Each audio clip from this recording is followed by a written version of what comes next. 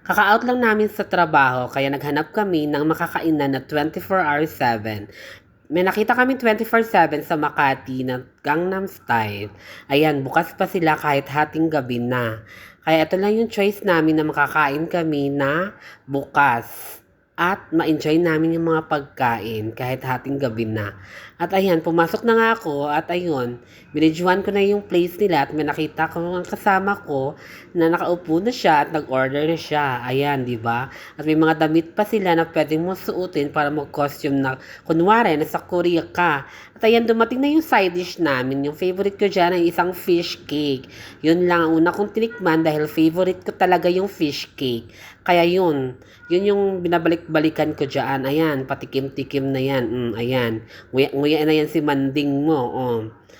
Ayan, fish cake talaga yung pinatatak-tatak-tatak-takan ko dyan eh.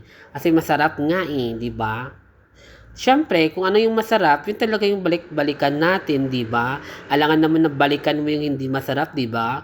Yun nga ang sarap, di ba? Yung sarap nga yung hinahanap natin, di ba? Kaya ayun, pati potato chips tinikman ko na rin, pero crispy siya ha.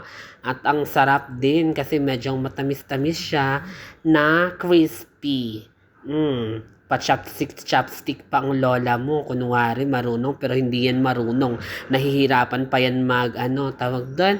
Nahihirapan pa yan magkimpit-kimpit kang chopstick ba?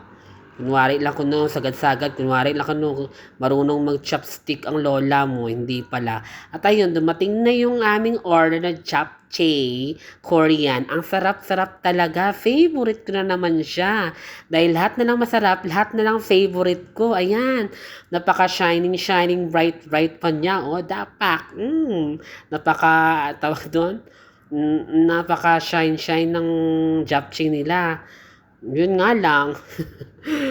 Puro takaw na naman tayo, puro kain na naman tayo. Ayan, kunwari ba chopstick ang lola mo. Ayan, sige pa, ipit pa more. Sige pa, ikot mo pa. Kunwari marunong ka.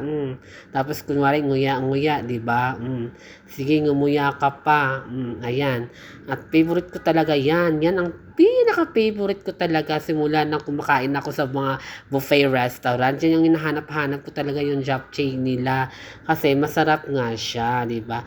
At nabalak ko nga rin try magluto ng japchae na yan kung makuha ko yung lasa niya. Pero hindi ko magawa kasi busy din talaga sa trabaho. Ang gagawin na lang natin ay mag-order, kakain, ganon. Tapos